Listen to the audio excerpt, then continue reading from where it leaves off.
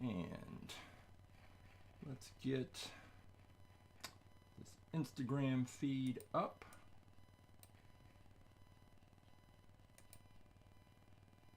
And there it is. So that means it is time to get started.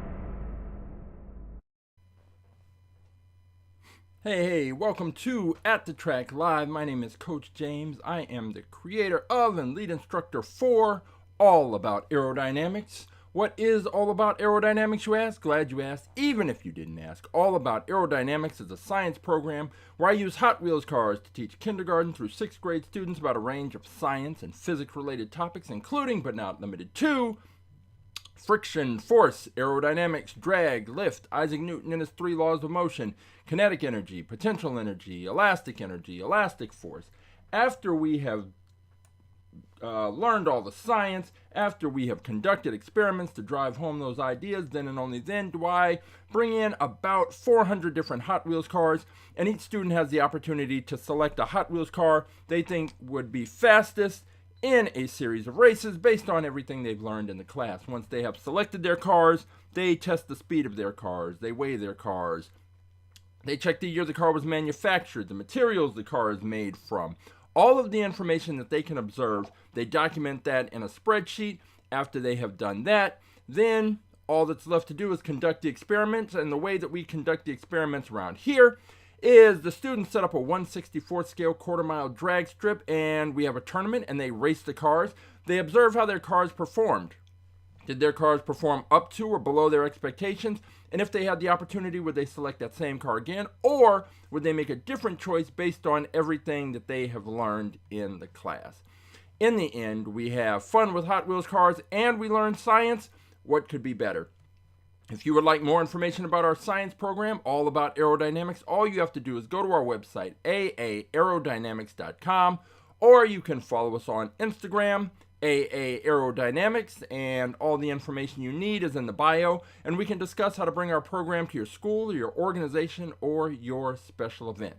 But this is not all about aerodynamics. This is all about Aerodynamics Presents At The Track Live. So At The Track Live is the opportunity I have to introduce more cars into the fleet. I mentioned that I bring in about 400 cars for the students to choose from, but in reality, the total number of cars in our fleet is 1,102. There are 1,102 cars in our fleet that are organized, that are numbered, that are listed, that are ready to go. And so I can take any combination of 400 out of those 1,102 in for the students to choose from. So it's always a different mix of cars and makes for some interesting race matchups and selections by the students.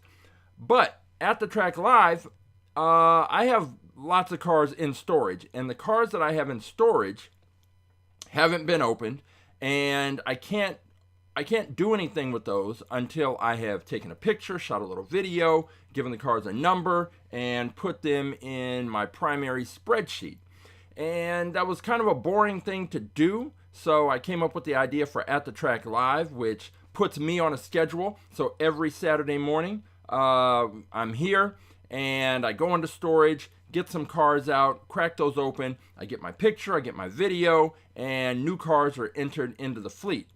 But since we already have the track set up out there, we race the new cars and find out which of the new cars is the fastest. But wait, there's more. You have the opportunity to participate. All you have to do is go to AtTheTrack.live, and you're going to have 3 options. One's the YouTube stream link, one's the Twitch stream link, but The third link is the most important link. It is the one that says choose your car. If you select that link, you will be taken to, not that page, you will be taken to this series of pages. And on this series of pages, you are going to see all of the cars that are currently in the All About Aerodynamics at the Track Live fleet, listed, numbered, organized, and ready to be picked. We have every conceivable type and style of Hot Wheels car. Even if we don't have the exact car that you're looking for, pretty sure we have something that's pretty close. We have cars, we have trucks, we have boats, we have planes, we have trains, we have buses, we have dinosaurs, insects, food cars, we have cars from the 70s, 80s, 90s, the 2000s, some that have just been released in the last few months. We have cars with faster than ever wheels and some cars that are just slow. We have some Matchbox cars, a couple of Maestos, and I think we have one other brand of car in there. It's not Majorette. It is whatever the Racing Champions series. I think it was like Auto World put those out. But the bottom line is there are hey Christopher, yes, we do have F1 cars. We have a couple of those. But the thing with those F1 cars that I've noticed is the cars are exactly the same.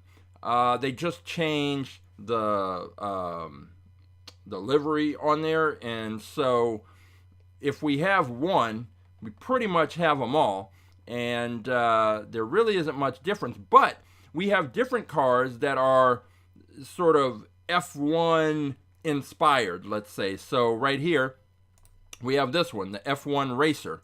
This is not actually modeled after a real F1 car, but it's an F1 style fantasy car. So we have plenty of cars that are in that style and shape. So we have the actual official F1 racing cars, but then we also have these fantasy cars, and that's what I mean. And then even if we go back one, this Formula E Gen, Formula E Gen 2. And you can see, again, this is kind of a futuristic looking F1 supercar hybrid inspired vehicle. So no matter what kind of cars you are into, there's going to be something here. There's something for everyone. Is usually just a phrase and a saying, but in this case, it is pretty much true. There are compact cars, there are limos, there are trucks, there are SUVs, there are cars that are, look, here's another, we've got the Danny car, which was created in collaboration with Danica Patrick. There are just any number of cars that, if that's whatever style of car you're into, we've got you covered. We've got you covered, and there are 1,102 cars in the fleet, and all you have to do is find the one that you think would be fastest and take that car and find the number, and then when you take the number, you can put it in the chat, and I will pull that car. So if you think it is this Camaro 728, you can click on it, you can take a closer look, and this looks to be a metal car. I can't tell if it's a plastic base, but it's definitely a metal body. And if this is the car you want, this is car number 635, you take that number, drop it in the chat. I will pull that car when it's time to race, and just like that, you'll be entered into the tournament, and you will have an opportunity to defeat all of the other cars that are entered into today's tournament, which include the cars that I am about to introduce. It is going to include other viewer picks, and whichever car comes out on top is going to have the opportunity to take on our fastest in-fleet car, which is still and has been this one, It is the BlitzSpeeder. The BlitzSpeeder is the fastest Hot Wheels car on the planet. It is our 4-time champion. It is absolutely been extremely and extraordinarily impressive. This focus is still being weird, so I've kind of figured out a little solution temporarily that is still off. It's very weird. And it's one of those things where I updated the software, and when I updated the software on the phone, then I got these weird issues with the focus. But the BlitzSpeeder is just a Hall of Fame, an all about aerodynamics Hall of Fame car. It has beaten every car that it has come up against, except for, there are 3 cars that have beaten it. The Gazella R, but the BlitzSpeeder came back and beat the Gazella R. Then there was the Dogfighter that beat the BlitzSpeeder, and the Mercedes-Benz 500E beat the BlitzSpeeder somehow, some way. But other than that, the BlitzSpeeder rarely even has close races. And we've had cars, like last week, we had the ultimate sleeper car, which was the Aerostar. And the Aerostar was beating other cars and looked fast and impressive. And it got to the fastest in fleet matchup with the BlitzSpeeder.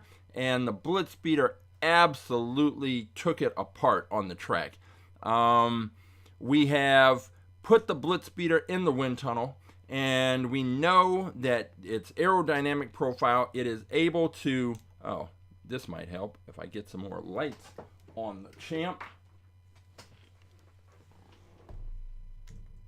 There we go, a little more light. But the BlitzSpeeder, its aerodynamic profile allows it to reduce the impact of drag. And on our track, which if you haven't seen our races, it's a flat drag track. So drag is going to be the most significant factor impacting these cars and their performance. And the BlitzSpeeder is absolutely set up perfectly to reduce the impact of drag. And in doing that, it's able to maintain more of its speed for longer distances on the track, and that's all you need to do to win.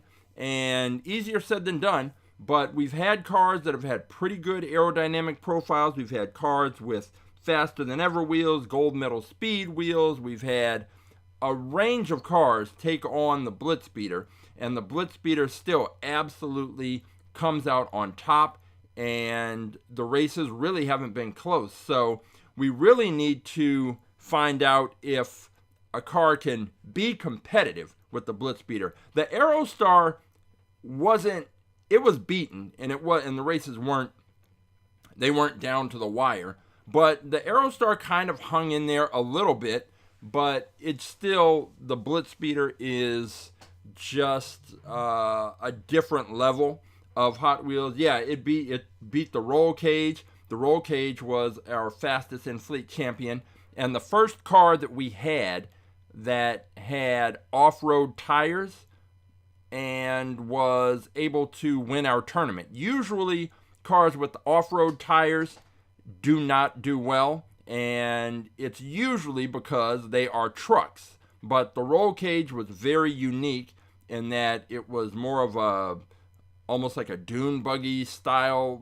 thing, but it was very minimal in terms of the body, and I think that is what helped it do so well. But whatever cars are picked, they are going to go up against the BlitzSpeeder in the end, and we're going to see if the BlitzSpeeder can get a challenge this week, or if it's going to be pretty much business as usual for the BlitzSpeeder. So let's talk about the cars we are going to take a look at today. So this was a kind of an interesting week. We had some issues on Wednesday, so we couldn't come up and do Wind Tunnel Wednesday. which is unfortunate because one of the main things I wanted to see was the Aerostar in the wind tunnel, which this coming Wednesday will do. But it also means that there were cars that couldn't be compared. So I know that, Christopher, I see that you have picked car 598. What I was going to tell you is, since we didn't get to put the cars in the wind tunnel on Wednesday, is that if you had two cars that you were considering, then you can basically race both of those cars today. So if you were considering 598 and something else, then we can race both of those cars today. It's up to you, or we can just stick with 598.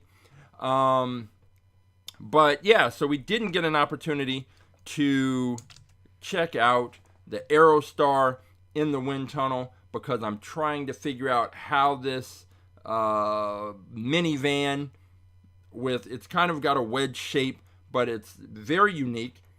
How and why was it able to perform so well on the track? And that's one of the things, that when we see these certain cars perform in a way that is totally unexpected, then we want to look at that and see and try to figure out why. I think the last car that really was a surprise in its performance, I mean a big surprise, was the John Force Peak Antifreeze funny car that we had. And it turns out that the aerodynamic profile of that car was so good that it was able to overcome some of the negatives that came with its increased weight. And it was a different brand. It wasn't Hot Wheels. It was, I believe, that Auto World Racing Champions brand. So it was modeled very meticulously and specifically to the actual funny car design. So it didn't have the kind of limitations that the Hot Wheels versions of the NHRA cars have. So anyway, the Aerostar will be in the wind tunnel on Wednesday. The BlitzSpeeder, we already know that aerodynamic profile there, but we're going to find out if we can have some cars today that can beat it. So, all right, so Christopher's going to go 570, and 598. Okay, we will pull those cars in a little bit. All right, which cars are we introducing today? Well, let's go. Here's one. I don't know if this one's in here. It seems like something that would be in here, but I might be confusing it with the ID Buzz. This is the Volkswagen T1-GTR, and it's like a mini bus kind of thing, which is very similar to the Volkswagen ID Buzz, which we have. We have both the ID Buzz, and then we have the ID Buzz Bomb, which was kind of a hybrid of the ID Buzz and the old school Beach Bomb. Let's see, Volkswagen. Which one? This is the T1-GTR. We have Volkswagens. We have a number of them, but we do not have this one. So this one is going in. I presume this is a real car of some sort. I don't know if it's actually sort of a race version of an ID Buzz, or if it is just something totally different that they made. I mean, maybe it's something that is in Europe. There's a lot of minivans and buses and things like that are not available in the United States for reasons of like the imports and all of that. So I wonder if this is apparently it is an actual car. So either way, it's going into our fleet. So let's crack this open. The Volkswagen T1-GTR. Let's see here. All right, and it looks like, so the top is plastic. I'm trying to see if does this, it feels like, well, no, I guess it doesn't lift off. I can see the little clips here, and I thought maybe this whole thing lifted off, but no, it doesn't. Okay, let's see what this weighs. We know that the BlitzSpeeder weighs in at 32.4 grams, which is right in the sweet spot. Our sweet spot is cars that weigh between 32 and 36 grams. That's really typically where you want to be. Cars have won outside of that range, but usually the cars that do the best are in that range between 32 grams and 36 grams. And we are going to take a look at this Volkswagen here. Let's switch over and take a look. And here we go. So get this one coming around. I am a fan of these minivans and buses, and the ID Buzz I really like. It is just way outside of my price range, and that is that can be clearly a bit of a problem. I'm looking at the spreadsheet where I'm going to enter this one in, and so looking at the back of this, it's flat, so that's great because it's going to press right up against the launching block.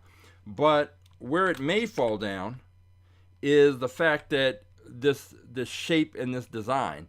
And now it does kind of remind me of the Ain't Fair, which was a bus that we raced, and Volkswagen, and that did very well, especially as it related to buses, and it was clearly the fastest bus. We've had the Minecraft minecart that did well, and that was just a box on wheels. So the fact that this is not exactly an aerodynamic superstar is not necessarily a guarantee that it won't perform well on the track. And I think one of the key things is getting a good solid launch from getting a good launch is critical, because if cars don't get a solid launch and a good push and stay straight, then they're going to bounce around the track. That's no good. Cars that are wider and cars that have flatter back ends or more surface area pressed up against the launching block are ideal. They usually tend to get better, more consistent launches. This one is almost guaranteed to get a great launch because the whole back end is so flat, it's going to press up right against the launching block, and it's going to have a lot of surface area touching that launching block. So it should get a very good, solid push out of the launching block. And then after that, it should stay straight. It seems wide enough that it should not bounce around on the track too much. And by then, now we're just talking about ultimately the aerodynamics and drag, because the question for this one is, will it start to slow down toward the back end of the track? And that is usually where we see, if we're going to see issues with cars with poor aerodynamic profiles, that's where it shows up, at the back end of the track, and the cars just slow down. And there's not really a lot that can be done about that. It is just how it is. And, well, what can be done about it is choosing a car with a better aerodynamic profile. Let me get a little fill light in here. So you can get our still picture of the Volkswagen T1-GTR. And there we go. It is entered into the fleet. So now we have our Volkswagen. We have this. This may end up being another of those ultimate sleeper cars. And yeah, you're right. The fenders are flared out. It's definitely a race. It's ready to race, and I like it. These are not my favorite wheels, but they kind of fit with this design. I'm not really all that mad at that. It's got that nice kind of plum color, and we'll see. It weighs in at 36 grams, so it's right at the top end of the quote-unquote sweet spot. So we'll see what happens. We've got the Volkswagen T1-GTR.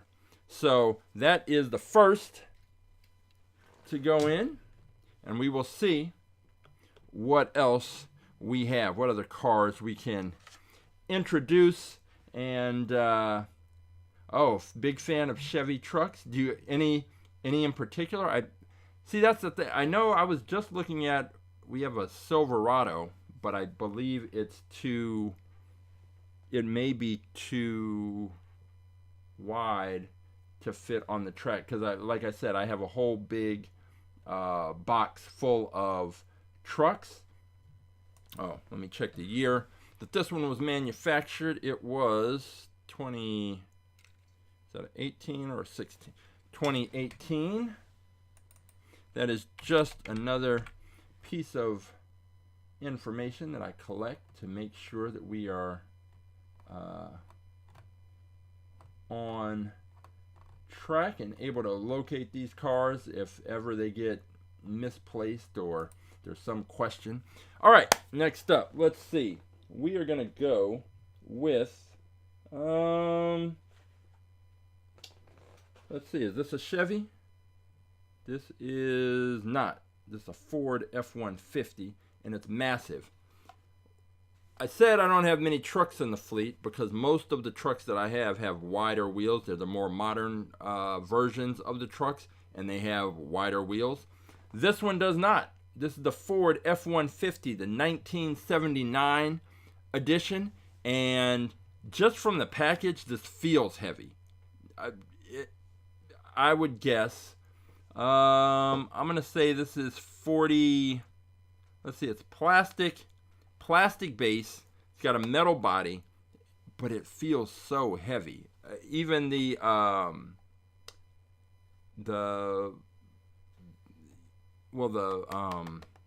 bed cover, not the bed cover, what would you call, I don't know why I'm blanking out on the name. The camper shell is metal. So this thing feels heavy, and I think I would, if I had to guess, I would say my guess is 48 grams. That's where I'm landing. I think this thing is going to be very heavy.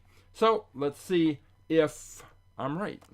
We've got a 1979 Ford F-150, and let's see.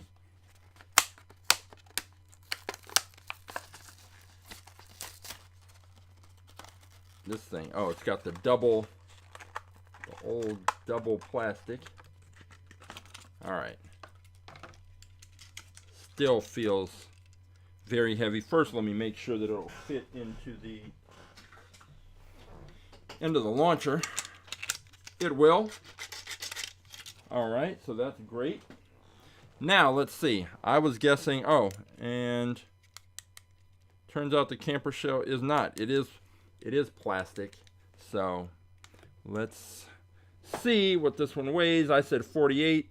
It is 43.4. So I was off, and it's not, I guess it's not as heavy as I thought, but it's still not light, and it's still pretty big. It's let's take a look over here. It is definitely one of the longer vehicles. I don't know, there is a limo. There have been the Lincoln Continentals have also been pretty long cars, but this one is right up there. So let's get the picture here of this 1979 Ford F-150 and get our video of this one.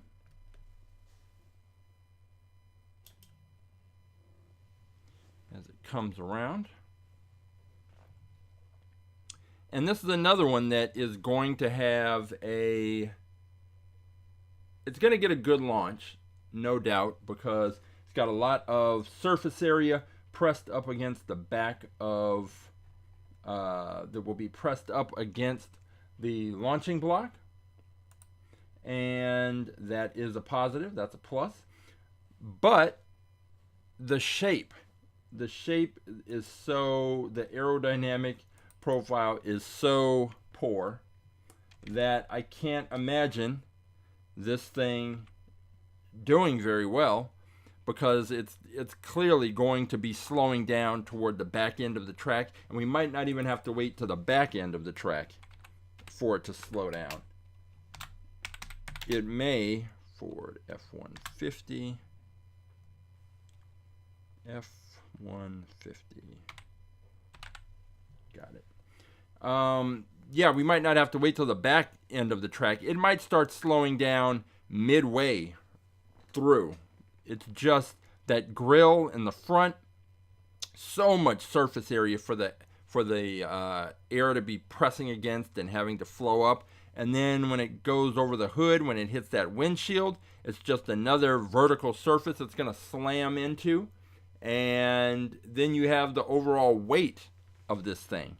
So I'm pretty sure that we are going to be in a situation where this gets a really good launch. It's wide, so it's going to stay straight, but it's just, I don't think it's going to have enough juice to make it down the track and beat any of the other car. Well, there's one car that I'm looking at that we're going to introduce that it may be able to beat, but that car might not even be around by the time that race is supposed to take place. So we've got a Ford F-150 in 1979 edition, and it has, what's this say?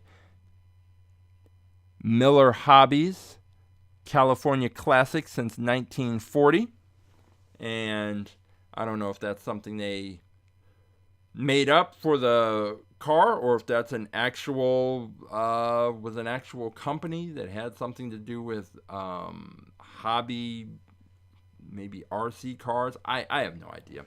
But this is going into the fleet, and we are moving. We have our Volkswagen T1-GTR, kind of a race mini bus, and we have our 1979 Ford F-150 giant car.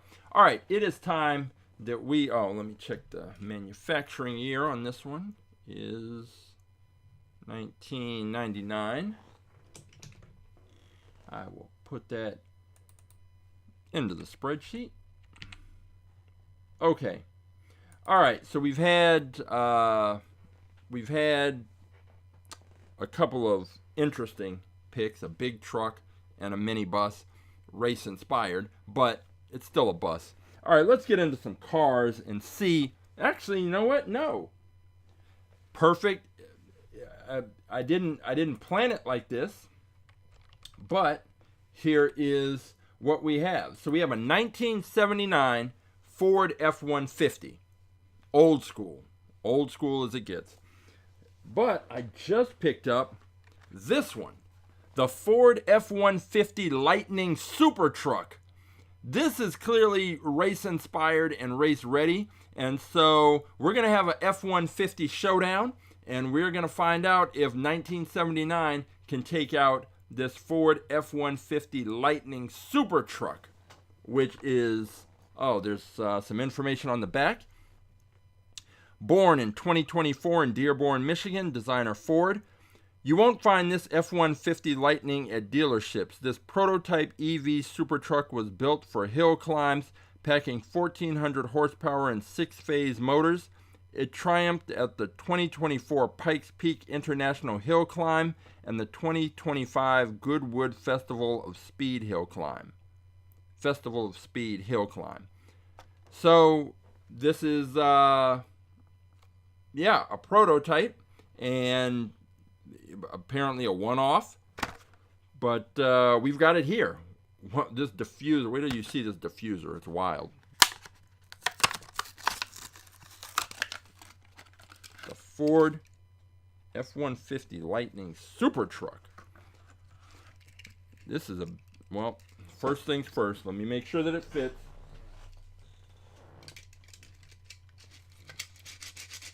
It fits. All right, so we've got two trucks that fit. This one is weighing in at, now the other one weighed in at 43. This one weighs in at 38 grams. I like this one a lot. I really like the look of this. Let's get it up here on the turntable. And I may have to switch out this background to get a better view of it. Yeah, that's blending in a little too much. Let me drop in this background so we can really get a look at this one.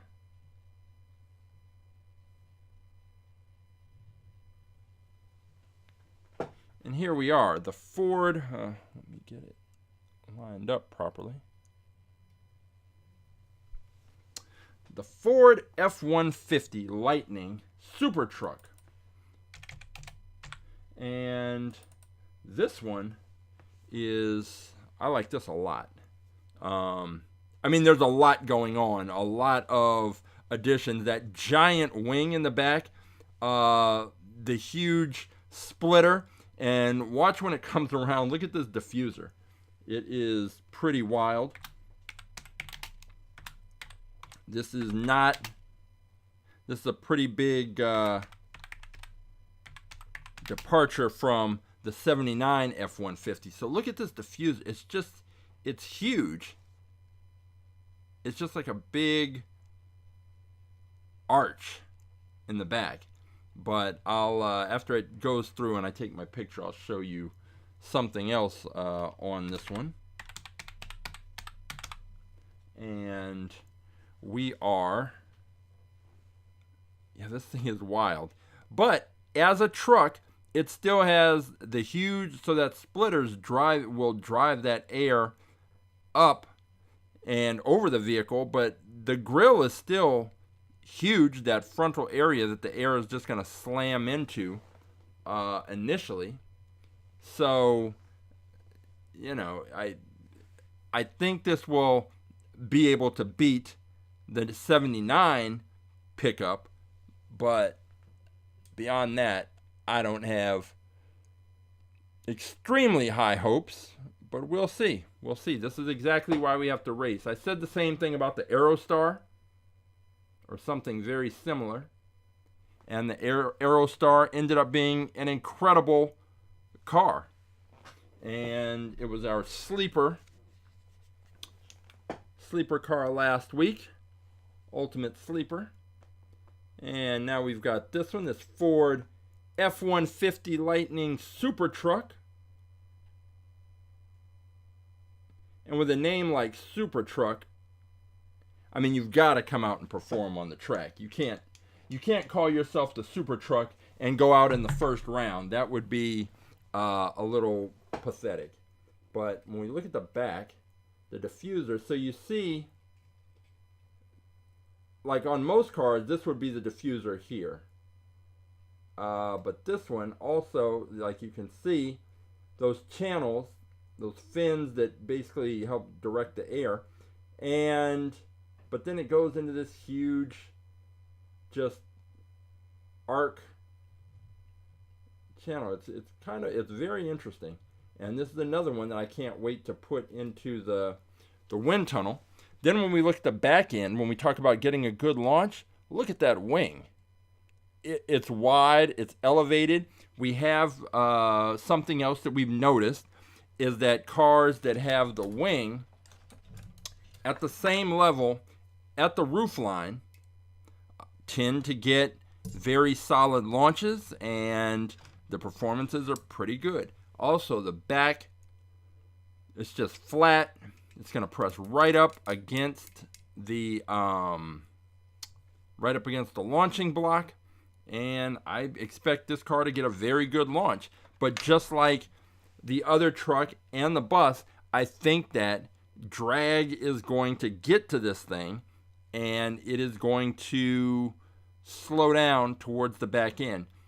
Maybe not, definitely probably not as much as the 79 F-150, but I'd expect a performance, a similar performance, in that at the back end of the track, it's going to start to slow down, and if we have faster cars in the mix, they're going to pass it right on by. But I like this one a lot. Very cool, very nice design, and very bold. You can't call yourself a Supertruck and then go out in the first round, so we're going to have to see how this thing does. So we have the Ford F-150 Lightning Supertruck, the Ford F-150 from 1979, and we have the Volkswagen T1-GTR. We are moving along. Let me check the manufacturing year on this one. It is 2026. And that is something I mentioned earlier, that we have cars from going back to the 70s all the way up to cars that were recently released. So we have a good matchup right there, two F-150s, but that's not our only matchup that is going to involve cars that we have not necessarily seen before, but cars that we are kind of similar. So, if you remember, a few weeks ago, we introduced this car that I picked up from the swap meet, and this was what was the name on this car? Torpedo Jones. That was this one, Torpedo Jones. So let's, just to refresh everyone's memory, let's take a look at Torpedo Jones up close and personal. So remember, this was Torpedo Jones, this old school car. I love it because there's an actual, they put the racer in the driver's seat. He's got the old school, got the scarf flapping in the breeze. He's leaning off to the right, presumably so he can see what's coming up, or maybe to see around that long hood of the car. But this was Torpedo Jones. It was an open wheel car, is an open wheel car, and it's one that I was worried about crashing, but it didn't. And Torpedo Jones was very slow. And wasn't impressive, and I didn't think that anyone would ever pick it, so I didn't expect to see it on the track again until I went into storage and I was pulling out cars for the race today. And actually, no, I saw a car in the store that made me pick it up, and this will all make sense in a minute, because the car that I picked up is this one, this Fiat Beast of Turin. So if you look at this, and you look at this, and I think that GSR said that Torpedo Jones was inspired by this, and this apparently was an actual car. This is basically the Hot Wheels interpretation of this. I mean, well, they're both Hot Wheels. This is the Hot Wheels sort of fantasy car interpretation of this. But even if you look at this packaging, they've got a driver here. It's a more modern driver with a modern helmet and all of that versus Torpedo Jones. But these cars are very similar. The wheels are different, but you can absolutely see the similarities, especially on that back end. Torpedo Jones has a longer hood, if that's what we're calling it. But let's go. Oh, there's something on the back. Fiat Beast of Turin. Born in 1910 in Turin, Italy. Designer Fiat. Nicknamed the Beast of Turin, it was built to be the world's fastest car, setting an unofficial land speed record in 1911. Roaring with power, it packed a monstrous 28.5-liter engine that thundered past 130 miles per hour. Wow. Okay, well, we're going to see if the Fiat Beast of Turin can be this Saturday's fastest car. All right. So one thing I'm looking at is we have these disc wheels, but it is what it is. Let's see. For comparison's sake, Torpedo Jones comes in at 31.5 grams, and the Beast of Turin is 29.9 grams. So, all right, a little difference in weight. Go ahead and get this set up, and let's take a look. The Beast of Turin. Switch over to the video, and I think this one is going to have a hard time with the, hang on. This one's going to have a hard time, see, and there goes the focus again. And it is not locking. There we go. All right. The rear end on this car, that kind of bullet cone shape, is not going to be helpful to give this thing a good, straight, consistent launch. It's got the disc wheels. It is an open wheel car, and I'm just hoping that between this one and Torpedo Jones that there are no crashes, because the crashes usually mean that one of these open wheel cars is going to come away with a bent axle, and bent axles on Hot Wheels cars are pretty much a death sentence, in that you can't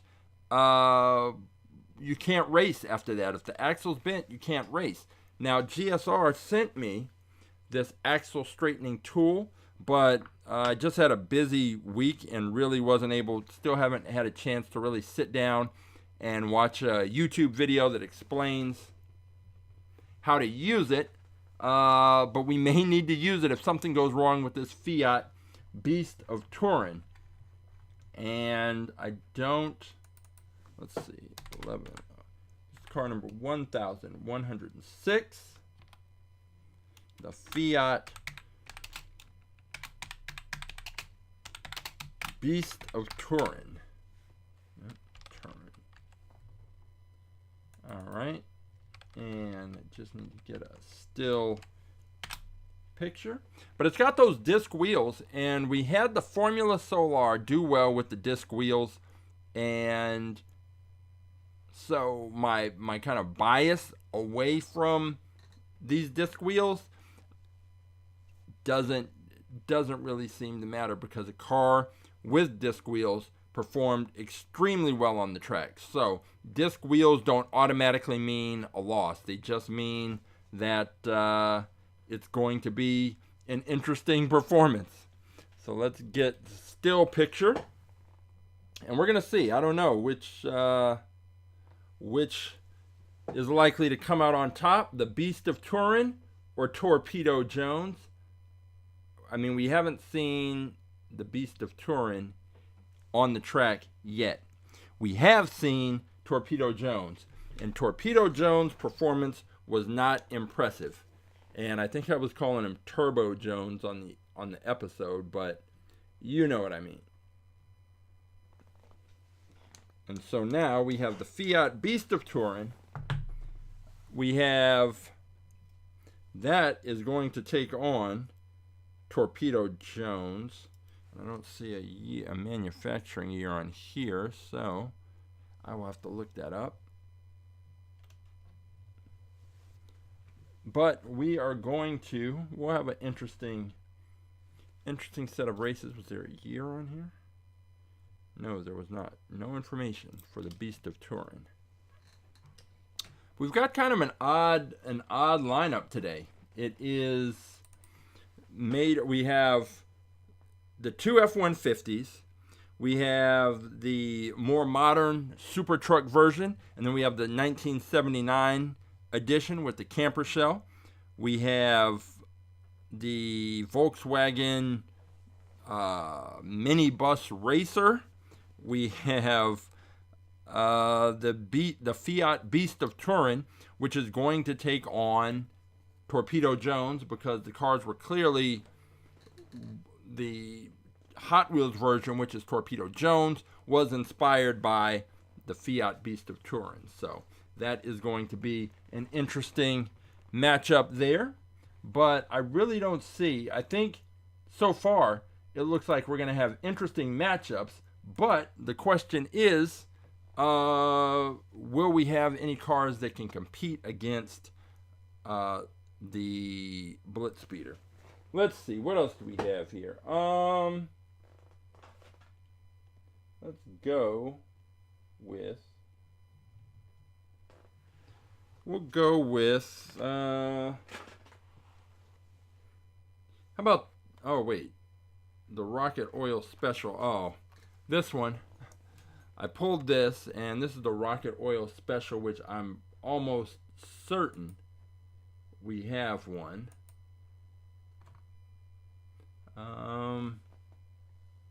Rocket, well, maybe we don't.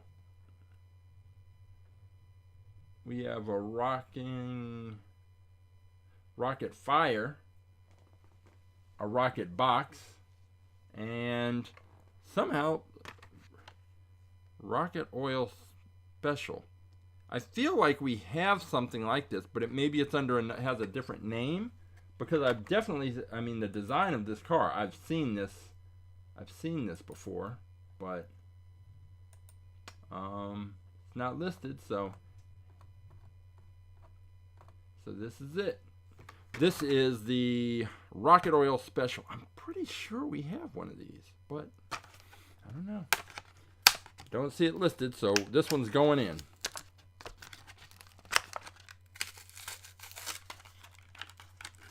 And this is the older car. And there was a contest where you could enter secret codes and win prizes. All right, the Rocket Oil Special. It's another open wheel car, so if something goes wrong, we are going to be in some trouble. It also has this pointed back end, same as the Beast of Turin, same as Torpedo Jones. So let's see what this one weighs. It is a, I think it's, yeah, it's metal on metal. 38.6 grams. And let's go ahead and take a look and see here at the Rocket Oil Special. And here we go. There it is. And get it turned just a little. And get some fill light on the Rocket Oil Special.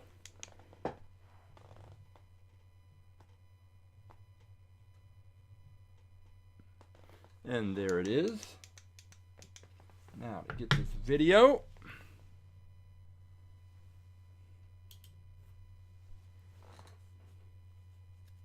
As it comes around. I think just like with the Beast of Turin and Torpedo Jones, that back end being pointed is not really likely to lend itself to, here we go again with the focus.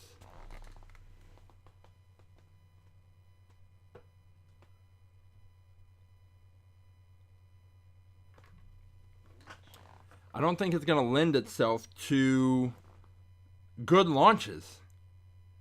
and I don't know where this thing is going to end up. If it gets a good launch, then I didn't weigh it.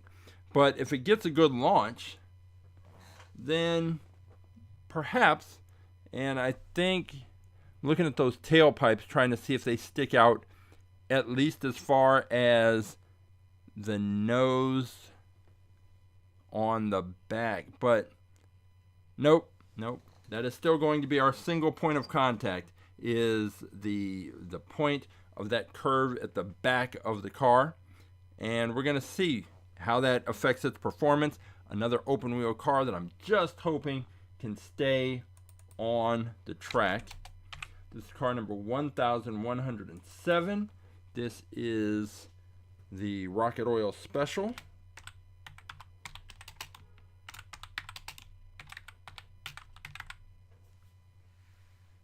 And it's a good looking car. Very interesting. Very interesting. Aerodynamically, it seems like it's another of those cars that would be tough to gauge, but it's got these two channels here, so the air could, in theory, flow through those channels and then out the back, but that's just a guess on my part. Let's switch over to the camera and get our fill light. Right here. Nice. All right. We have, let me see what it weighs. This is weighing in at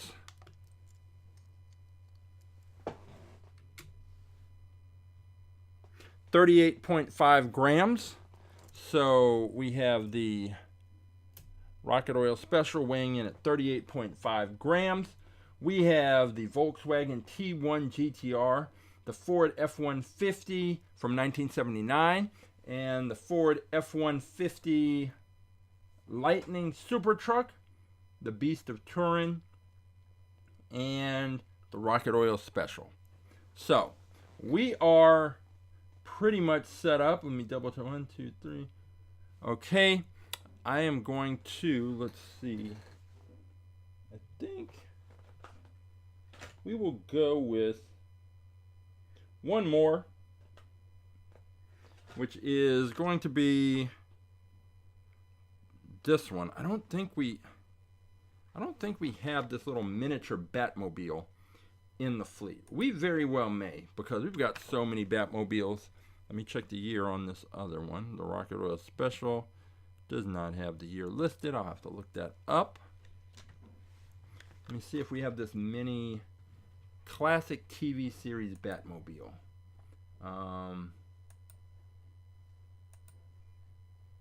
Let's see. Classic.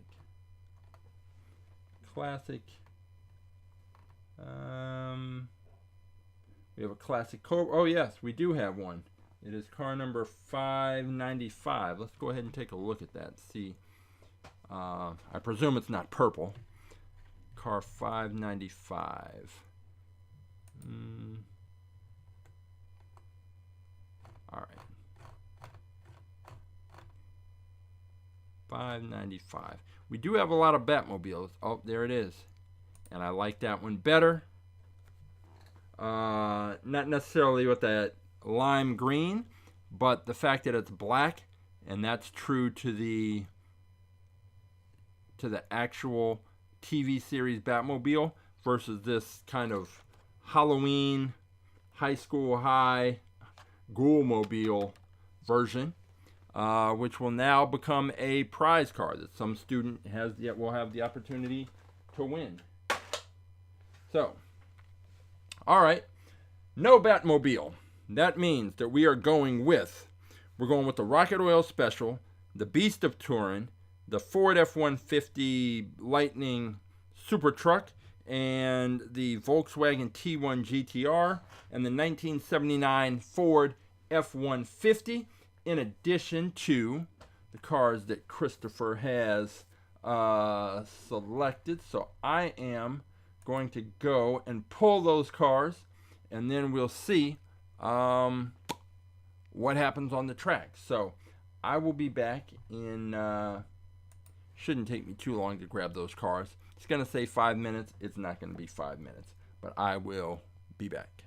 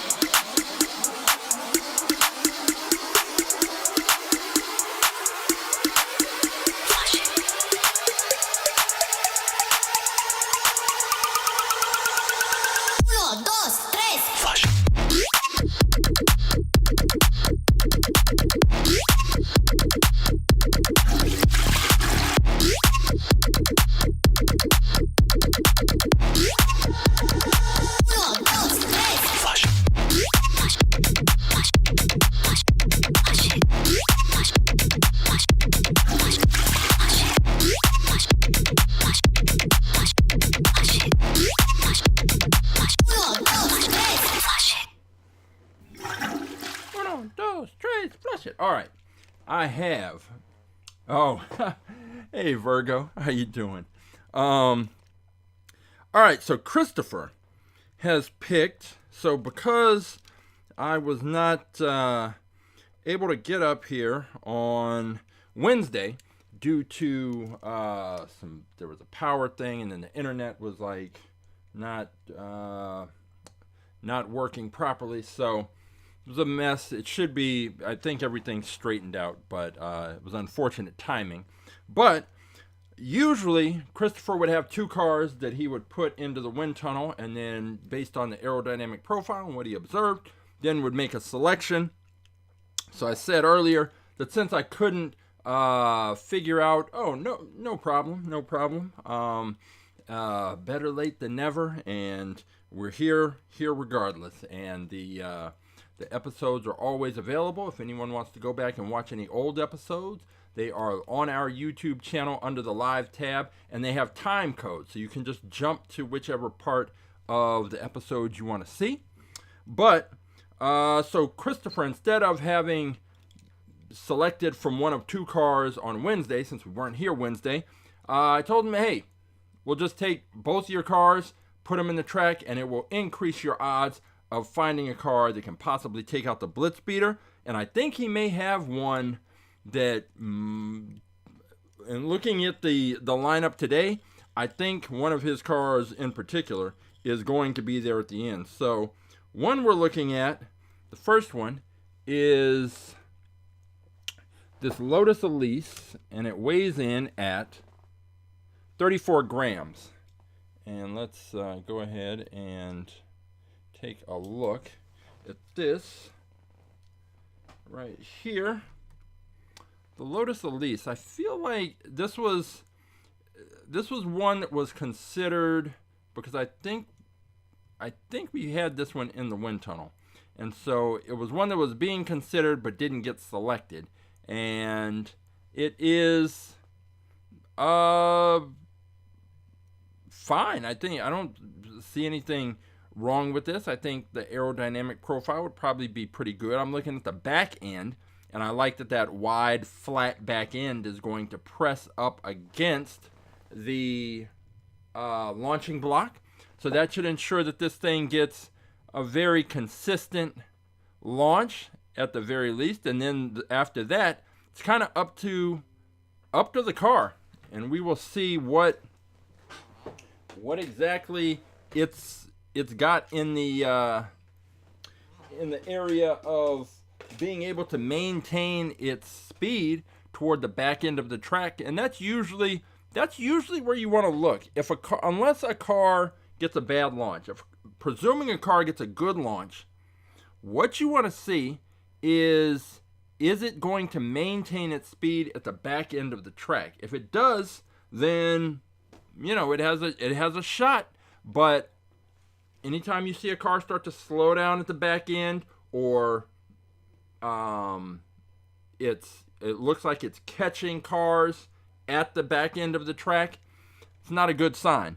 It means that car is actually slower, but the car that it's racing has a poor aerodynamic profile and is slowing down, allowing the one car to pass by. So we've got this Lotus Elise that is solid pick. But when I said I think he's got one that can possibly challenge the BlitzSpeeder, I was not talking about the Lotus Elise. I'm talking about this one, the Cosmic Coupe, which you can't see because there's a green screen, but I'm going to check the weight. And it comes in at 30.9 grams. It is right here. It is a track. It's one of the ones with the gimmick names, the track, best for track stars, all of that. But I mean, I like it. I like I think aerodynamically should be good. I still don't know. It's got the little insignia right there for the best for track stars, whatever it is. But I think this one will be there at the end. I expect, in looking at the cars so far, I think it's going to be this one taking on the BlitzSpeeder, and we'll see from that point. But as it comes around looking at the back end, again, it's another car with a flat back end, and it is all set up to have a very good push out of the launching block. If it stays straight, I can't see the Beast of Turin beating out this car. I can't see the 79 F-150 beating out this car. That Rocket Oil Special is going to be kind of a wild card. And let's see, Roughshod wants 519, which, let's see which car that is. Let's click over here and scroll down. See which car is 519. 519 is this one, the Fast Master, I think it was called, the Fast Master. Okay, so this is one that I think he was considering. I'm going to just grab it.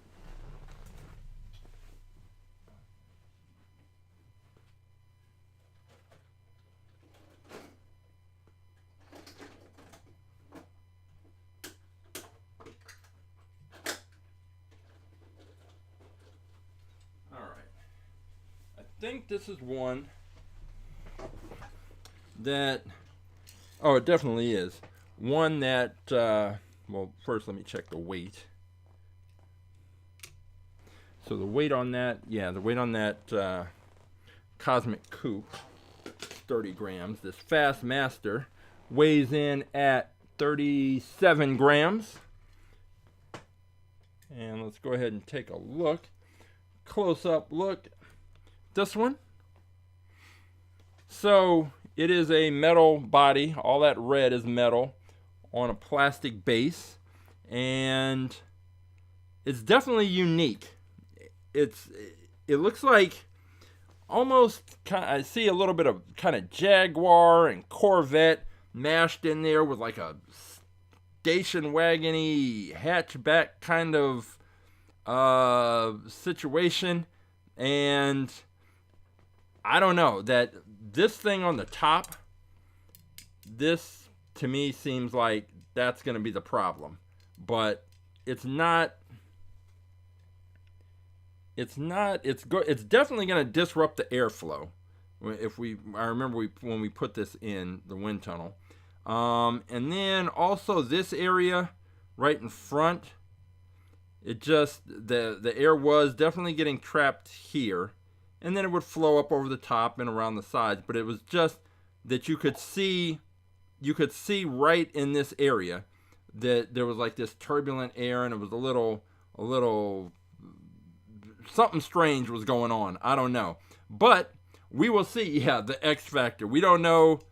This maybe it helps, but we'll see. I think that looking at the cars, we have a kind of interesting matchup. So we've got the Fiat, the Beast of Turin. That's going to go up against Torpedo Jones. We dragged Torpedo Jones back from oblivion because there was no way anybody was ever going to pick Torpedo Jones again. So that's interesting. So we're going to have Torpedo Jones against the Beast of Fiat. Then we have the 79 F-150 that's going to take on the Ford F-150 Lightning Supertruck. And so we're going to have F-150 versus F-150. And then we are going to have the kind of interesting wild card cars. That Volkswagen T1-GTR. Don't know what that's going to do. We have the Rocket Oil Special is another one that I still feel like there's one of those in the fleet, but if I can't find it, then does it exist? So that one is not I have no idea what that one. Then we've got the Lotus Elise. I think that'll be a pretty decent performer. We've got this one with the thing on the top, I don't know, that thing, and then that Cosmic Coupe. I think that Cosmic Coupe is going to be I think that's going to be the one to come out on top. But hey, I never saw the Aerostar doing what it did, so what do I know? All right, we are going to race the cars. We are all set up to hit the track with this lineup, and as always, there are people who just stumble across these videos and are wondering what is it exactly that they are looking at, what are they seeing, and what you are about to see is, and I always have to find this because now that we are doing a broadcast also on Instagram, this next graphic is one I always have to find because this is what you are about to see.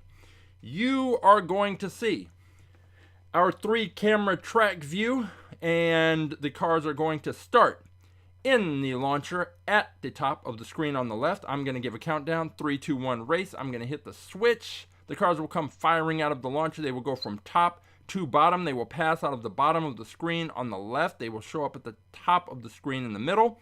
They will go from top to bottom. They will pass out of the bottom of the screen in the middle. They will show up at the top of the screen on the right. And that is our finish line camera. The cars will go from top to bottom. They will cross the finish line, and the winning car will be indicated with a solid red light. A solid red light will indicate the winning car. A flashing red light, hey, you lost. But all is not lost because our races are best 2 out of 3. So after that race, the cars will switch lanes and race again. And the first car to take 2 races will be our winner. If a car crashes and leaves the track, no problem. We just throw out the results of that race and the cars line up again. If a car crashes twice consecutively, then that car is disqualified because a car that crashes twice consecutively there's some problem with the combination of the car and the launcher and the this and that is not going to be resolved by just re-racing the cars. So, if a car crashes twice consecutively, it is done, and that is it. But if a car crashes but lands on its side or lands on its roof, and we've even had a case where a car ended up in the next lane.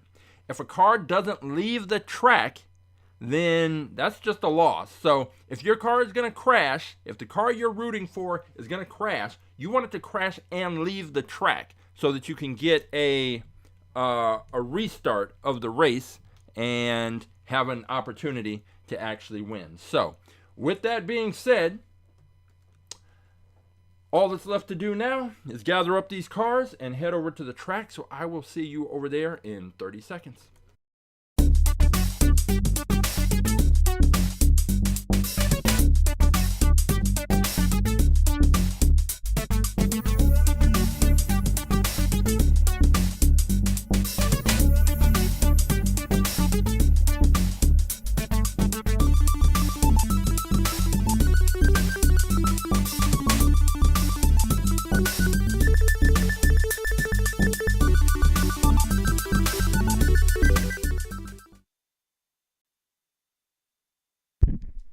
Right, let me just double check the audio.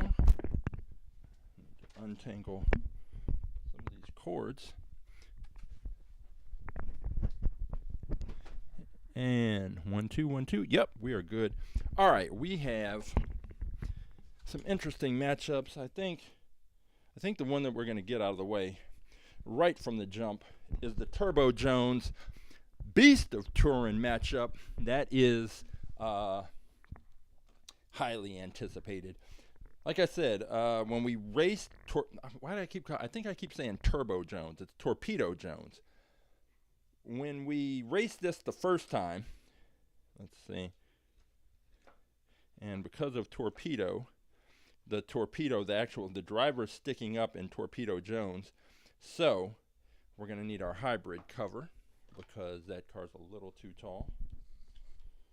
Let's see if this works. Okay, that'll work. When we raced this Torpedo Jones the first time, GSR told us that Torpedo Jones was inspired by the Fiat Beast of Turin. And that was an interesting, just kind of side note. And then I was in the store and I saw the Beast of Turin. They made it, and I can see where the similarities are. Turbo Jones has a little more Hot Wheels flair added to it, but the cars are very similar. Turbo Jones is lined up in lane 2. The Beast of Turin is lined up in lane 1. They are both open wheel cars. The Beast of Turin has the skinny disc wheels.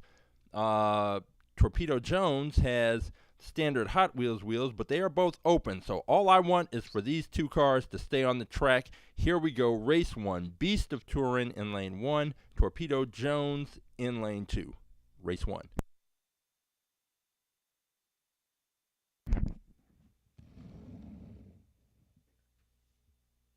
Three, two, one, race.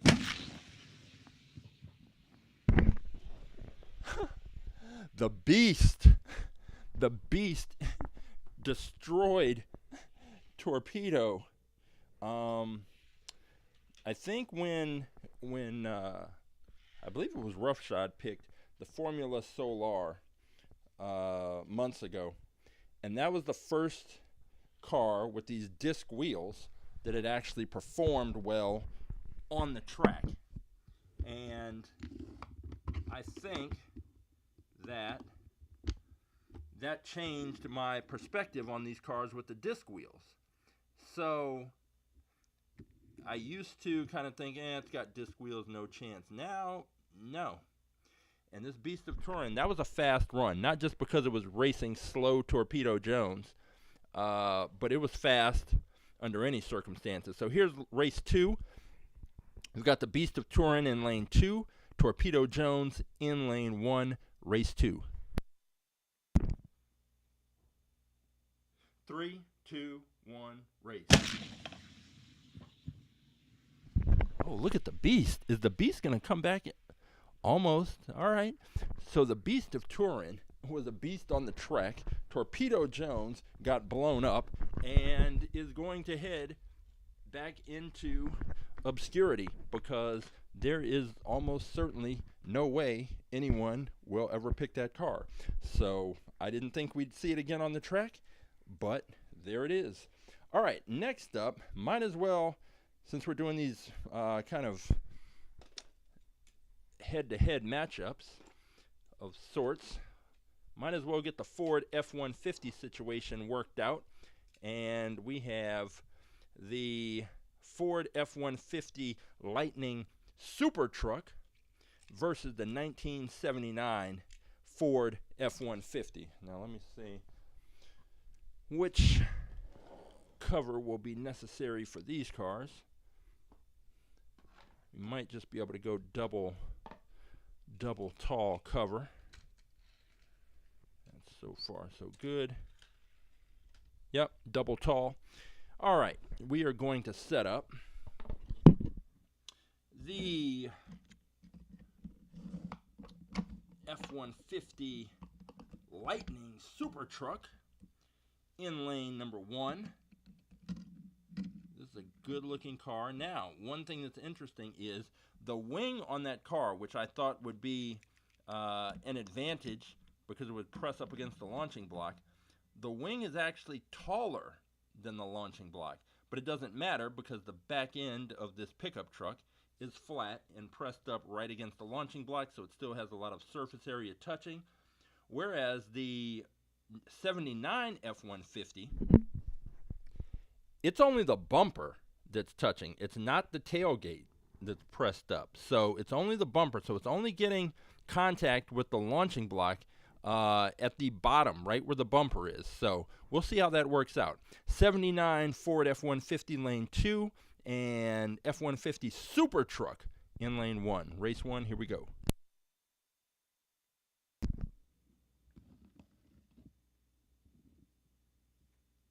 Three, two, one, race.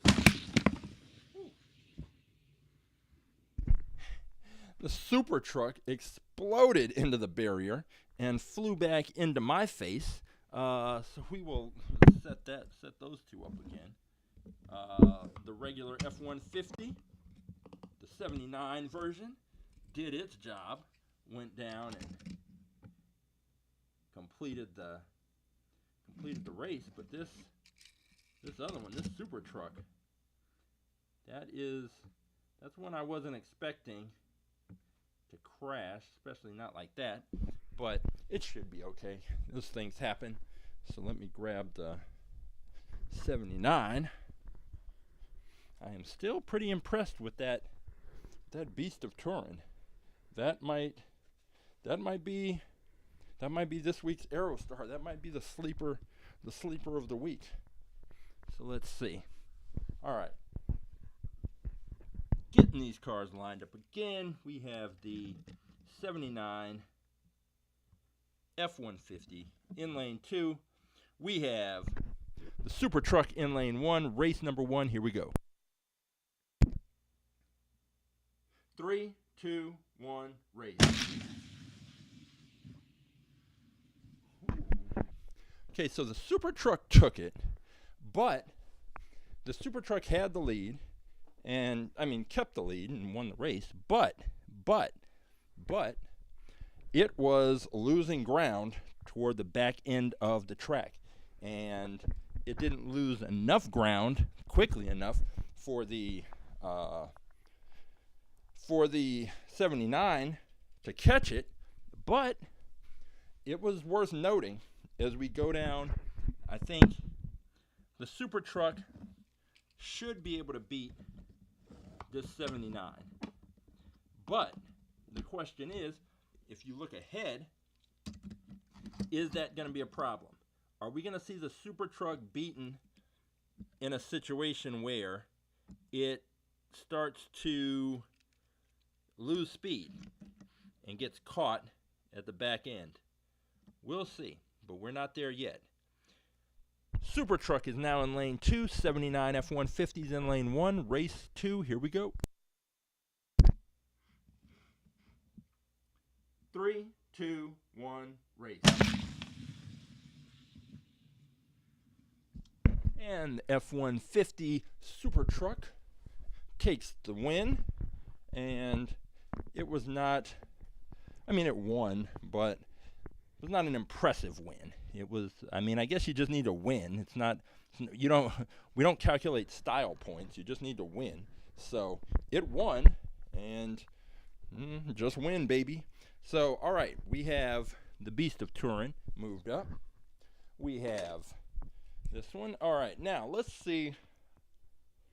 Let's go with, how about we go with the Cosmic Coupe against the Rocket Oil Special. Very curious. So the Rocket Oil Special is another open wheel car that we're going to have on the track.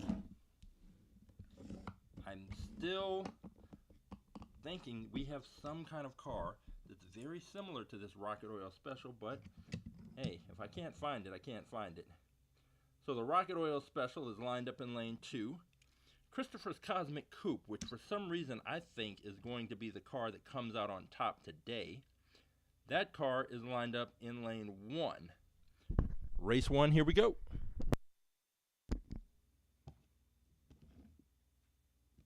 I can switch out and use the regular cover. 3, 2, 1, race.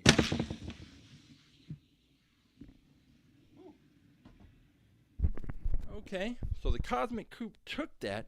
It did look like it was losing a little bit of steam towards the back end of the track, but the Rocket Oil Special couldn't close the gap enough in enough time to win the race. So the Rocket Oil Special is down 1 race to none. We are going to switch lanes and see if this Cosmic Coupe can keep it up and take out the Rocket Oil Special and move on to the next round with the Beast of Turin and the Supertruck. This Rocket Oil Special, it's an open wheel car, and it's just got the cone shaped at the rear end, and so it's just got the one small point of contact, but we'll see what happens. Rocket Oil Special lane 1, Cosmic Coupe lane 2, race number 2, here we go. 3, 2, 1, race.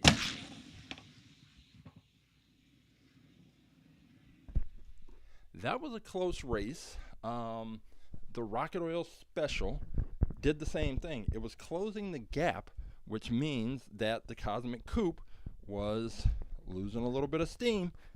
And I don't know, it's all these things that you observe, and in the early rounds against certain opponents, it doesn't really matter.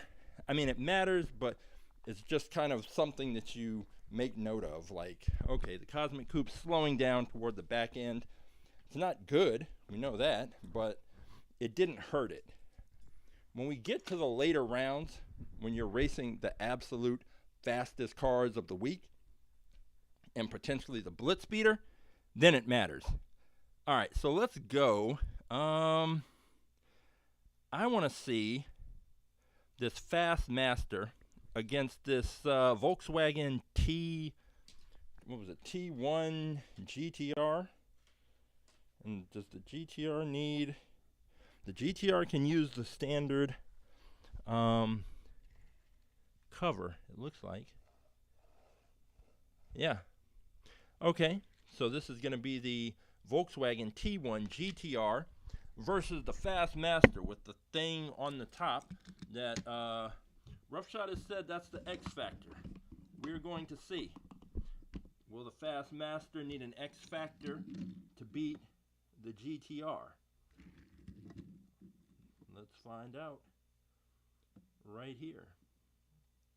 All right, here we go. Fast Master lane 1, Volkswagen T1-GTR in lane 2, race 1, here we go.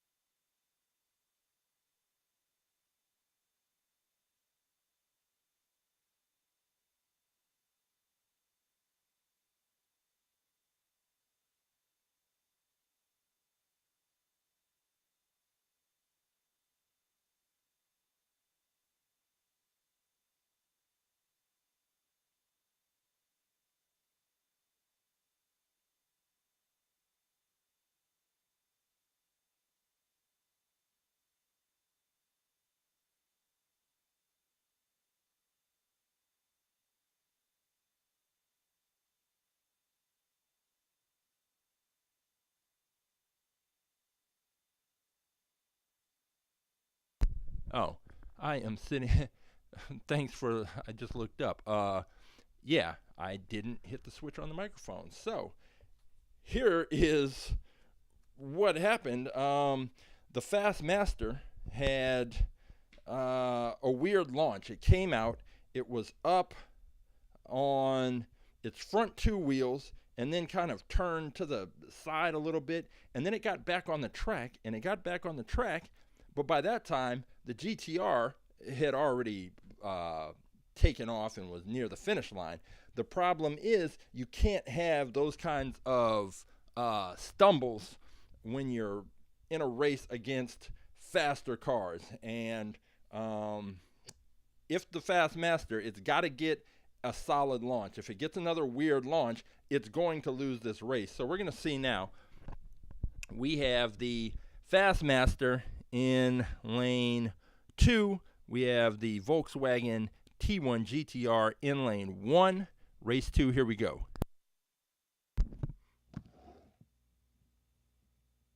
Three, two, one, race.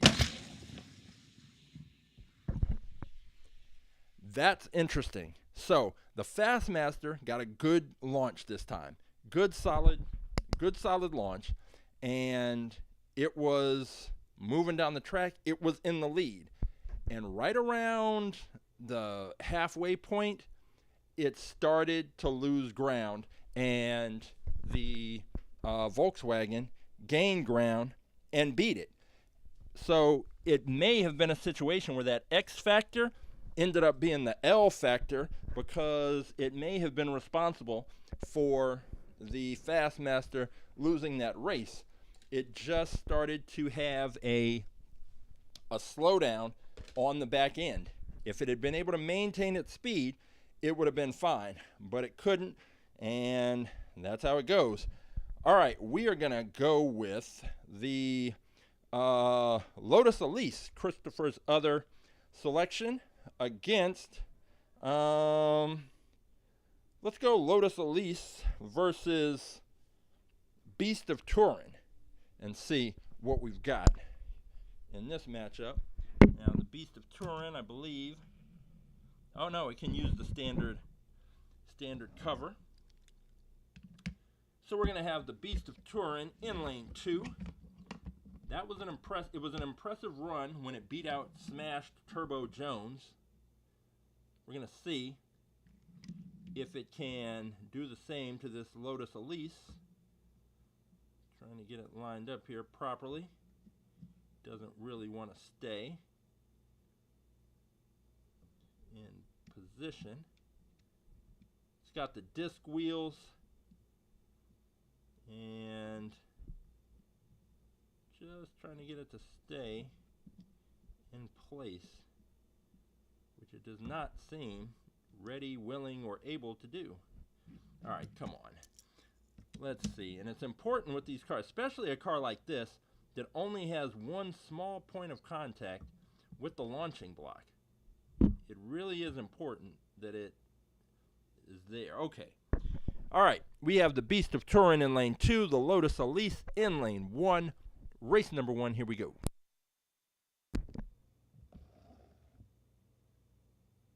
Three, two, one, race.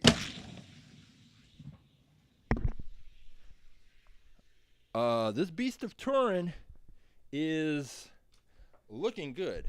It got out to a lead, and it did not it did not give up any ground. And that is what you want to see. It actually opened up a little bit more of a lead. Not a lot, but just enough. Opened up a little bit more of a lead, and we are now going to see if this Lotus Elise can come back. And I think that maybe this Beast of Turin,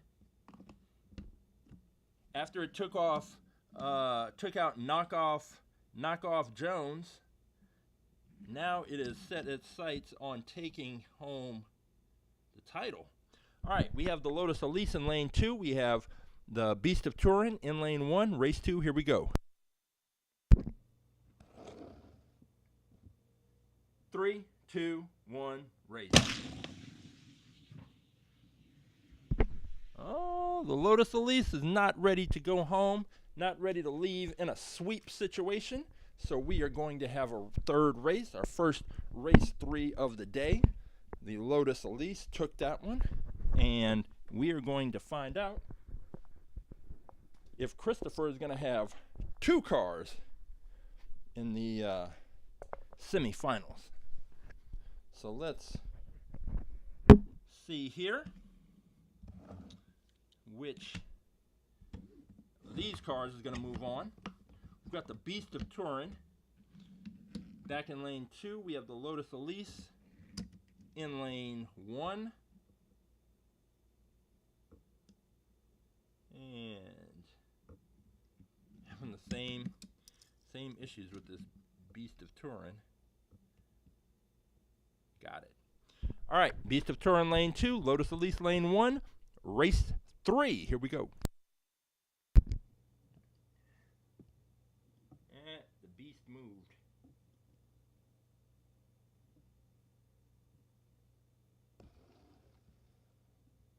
Three, 2, 1, race.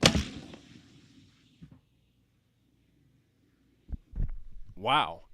So, from my perspective, it looked like the Beast was losing, but as I can see from the lights, it actually took that race. That was a very close race, and I think it was. I mean, I'd have to go back and look at the video to make sure that, I mean, just to see how close it was. And let me just make an adjustment here. The camera, slight. There we go. All right, so now we have the Beast of Turin has moved on. And we'll set that right here. And now let's go with the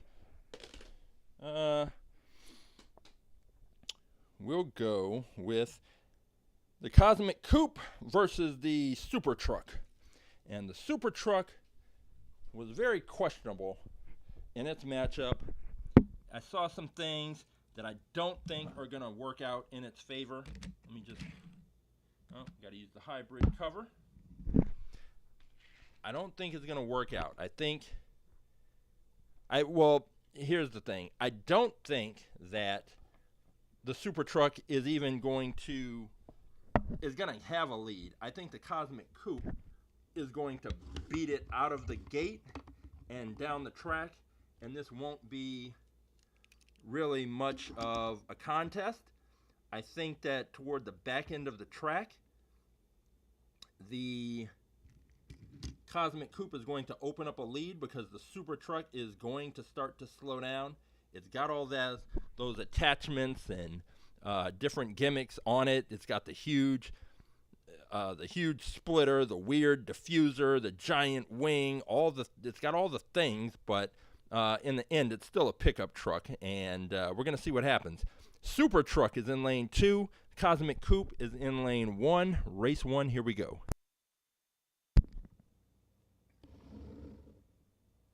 Three, 2, 1, race.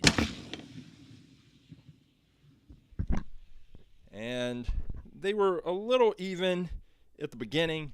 The Cosmic Coupe opened up a gap and then just expanded it. It was not close at the end. The Supertruck looks cool, but it's not fast. So I guess it never said it was super fast. It just said it was a super truck. Well, it will be a super loser if it doesn't come back and take 2 in a row from this Cosmic Coupe. And now let's set the super truck up in lane 1, Cosmic Coupe in lane 2. Race number 2. Here we go.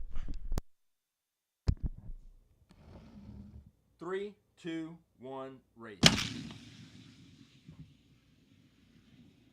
Here comes the Cosmic Coupe.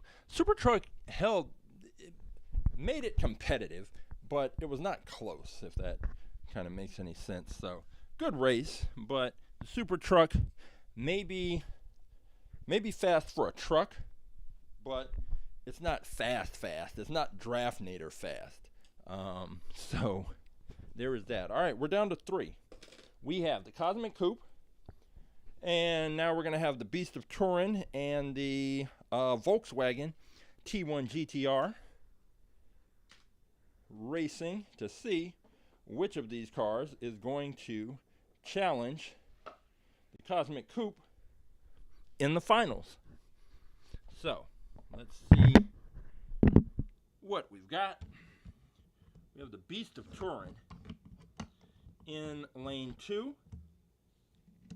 I expected the Beast of Turin to beat Torpedo Jones. I did not expect the Beast of Turin to possibly be in the finals. So it just goes back to why you have to actually race these cars, because you just never know. All right, the Beast of Turin is so temperamental in the starting blocks. Just stay put. These cars and these little disc wheels. All right, stay put. Here we go. Beast of Turin lane 2, Volkswagen T1-GTR in lane 1, race 1. Here we go. 3, 2, 1, race. The Beast continues to do what it's been doing. We've got the Volkswagen, which is pretty cool car. I like it, but it's got to win, and we're gonna see if the Beast of Turin is going to end up in the finals, or will we be going to a third and decisive race number 3. All right, the Beast is in lane 1, the Volkswagen's in lane 2, race 2, here we go. 3, 2, 1, race. The Beast got off to a little bit of a shaky start and was not, it didn't appear that it was in the lead the entire time, but it gained that ground, and you can see from the solid red light that it won. So our finals matchup is going to be the Beast of Turin versus Christopher's Cosmic Coupe.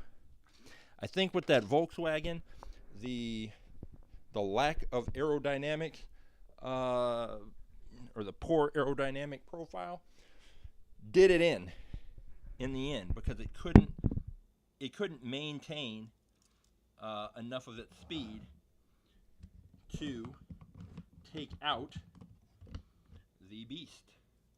All right, we're gonna have the Beast of Turin. Gotta get this thing to stay put. Beast of Turin in lane 2, the Cosmic Coupe is in lane 1. This is our finals matchup. If I can get the Beast, this Beast of Turin does not want to stay put. This thing is so odd.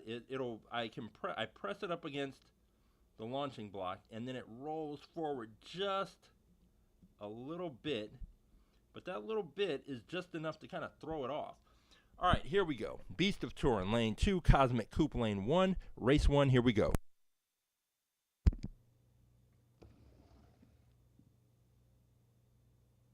Three, 2, 1, race. Woo-hoo. That was a close race, but Beast of Turin takes it and is one step away from being today's, it's clearly today's sleeper of the week, but it is one win away from being today's champion. So that is interesting. and also, I would say, unexpected. Now, I said it, and I expected this Cosmic Coupe to be here in this position. I didn't expect it to be in this position down 1 race to none, but that's where it is. We have the Cosmic Coupe in lane number 2. We have the Beast of Turin in lane 1, race 2, here we go.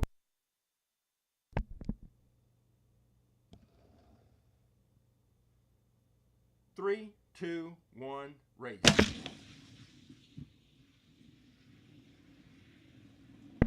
Cosmic Coupe takes it. That was another close race. I thought that the Beast might be able to actually close that gap. It was that close. But I think one of the things that's great about the Cosmic Coupe is that from its design, it does not slow down. It doesn't have those same kind of slowdowns on the back end of the track that we see from cars with poor aerodynamic profiles. So you don't get that slowdown. It's kind of like with the BlitzSpeeder. The BlitzSpeeder, yes, it's slowing down, as all these cars are slowing down once they leave the launcher, but it's a question of how much are they slowing down. And cars with bad aerodynamic profiles noticeably slow down on the back end of the track. It's very easy to see. That didn't happen with the Cosmic Coupe, and therefore it was able to take that race. And now it's the Cosmic Coupe that doesn't want to stay put in the launching block. Let's go. There we go. All right, race number 3. This is how it should be in the finals. We've got the Cosmic Coupe, Christopher's pick. In lane 1, we have the Beast of Turin. In lane 2, race number 3. Here we go.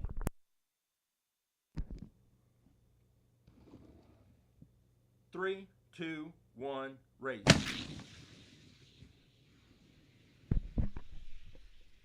The Beast takes it. Thin wheels and all. We have a new champion this week.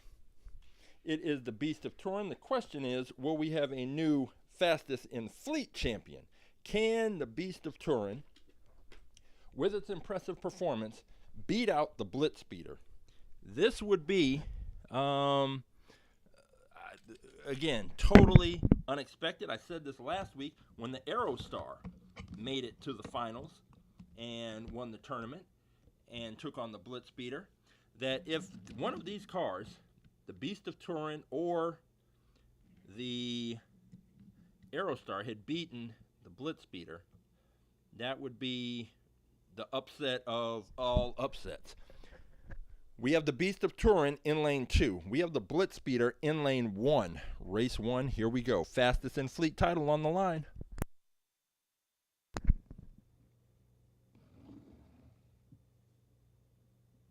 Three, two, one, race.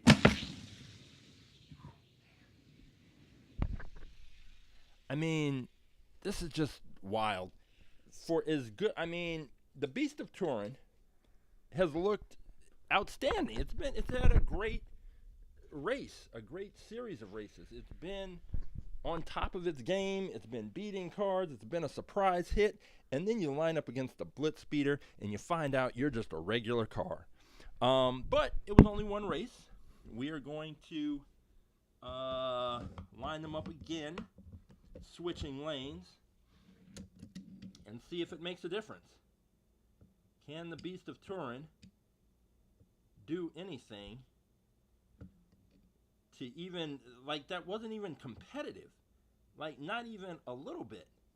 Some of the previous races, like the Cosmic Coupe Beast of Turin race, I had to actually look at the lights to see which car won. That's how close those cars were. But in the case of the BlitzSpeeder, come on. All right, BlitzSpeeder lane 2, Beast of Turin lane 1. Fastest in fleet title on the line. This is race number 2. Here we go. 3, 2, 1, race. mean, the BlitzSpeeder just tamed the beast and remains our fastest in-fleet champion. Let me gather up these cars, head back into the garage, and take a look at what we saw, what's coming up next, and I'll be back in just a minute.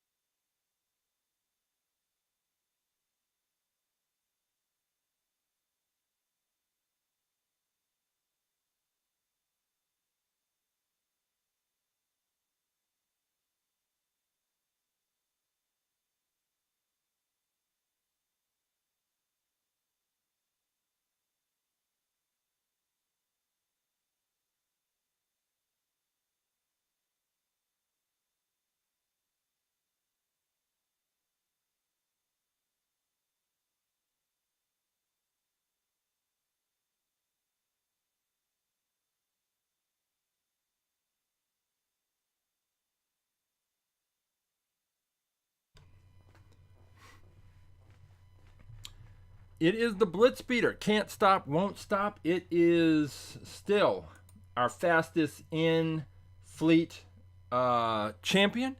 I mean, there just was no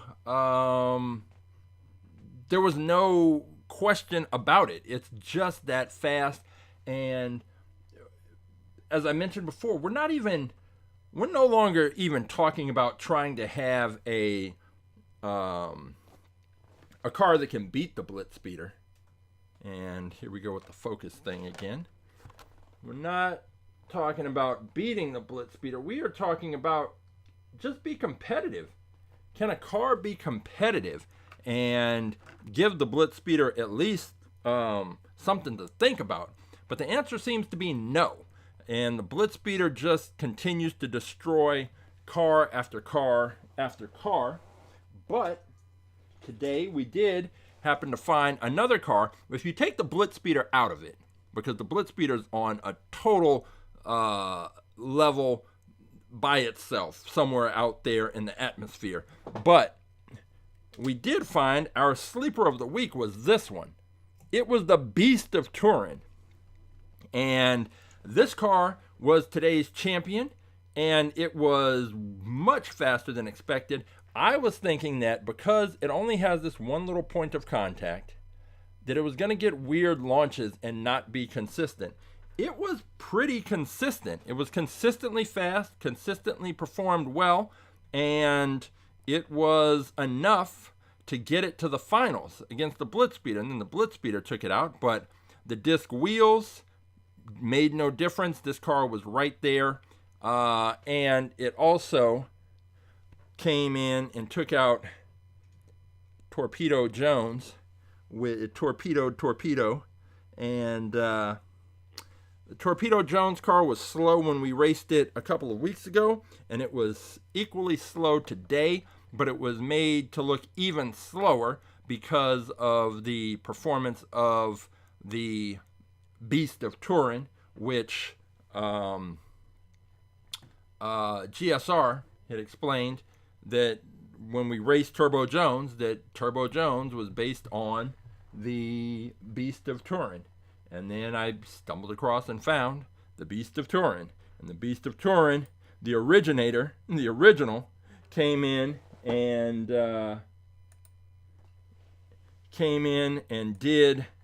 the job done and proved that cars that you don't expect, you've got to put them on the track. Once you put these cars on the track, you never know. We can have our ideas. And so on one hand, I was basing my picks on what I'd seen before, and I picked that Cosmic Coupe. So on one hand, my prediction was correct. It was in the finals as I thought it would be.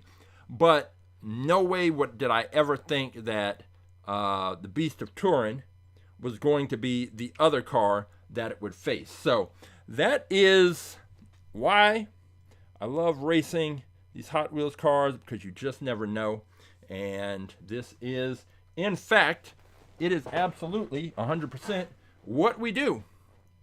Just race Hot Wheels cars and sometimes take a little more scientific look. We will be doing that on Wednesday.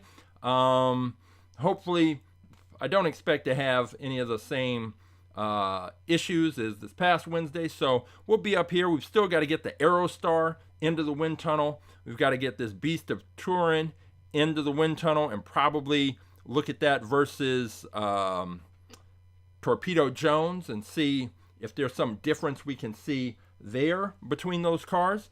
And we'll have some other cars that we will put in. Probably take a look at that Volkswagen and also that Supertruck. The Supertruck was just a strange. I mean, it's interesting. I want to see aerodynamically what happens, but I think this huge diffuser, I'm sorry, splitter, it's almost like a snowplow. It's so big. And then the flat front, I'm pretty sure we'll see in the wind tunnel that air will be building up right here in the front. Then it'll come over the top, and then whatever happens back here, is whatever happens. But I don't know. This one definitely slowed down toward the back end. So that is not what you want to have happen. But hey, we've got to race it. And then we had, speaking of slowing down on the back end, we had Roughshod's Fast Master. And whatever this gimmick is on the top, it just, I mean, I don't know if that was the thing, or if it was this combination of this front opening, trapping air. I don't know what it was, but this one definitely slowed down toward the back third of the track, and that's when it would get past, or when the lead that it had given up would grow. So that is that. If you want more information about our science program, all about aerodynamics, go to our website, aaAerodynamics.com. You can follow us on Instagram, aaAerodynamics there. We have our Wind Tunnel Wednesday program, where we put the cars into the 1/64th scale wind tunnel known as the Winsible by Funtech Labs. And there is a 24/7 Hot Wheels lo-fi video channel that is on YouTube playing now, just videos of different Hot Wheels cars and some lo-fi chill music. And that is really what we do. Starting to have some events as the summer comes up.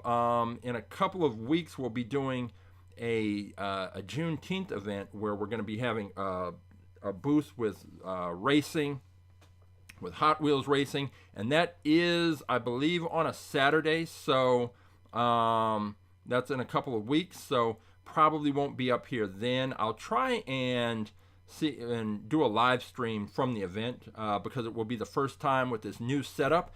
We've got a custom 20 by 10 canopy, and there's going to be the full 20-foot racetrack, and it's going to be a whole thing. There's going to be prizes. It's going to be the first time that we run this setup, so it'll be interesting.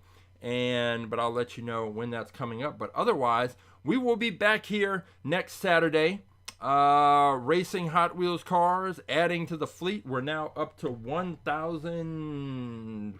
What number did we get up to? It's pretty high, because I filled up. We've already filled up this last case.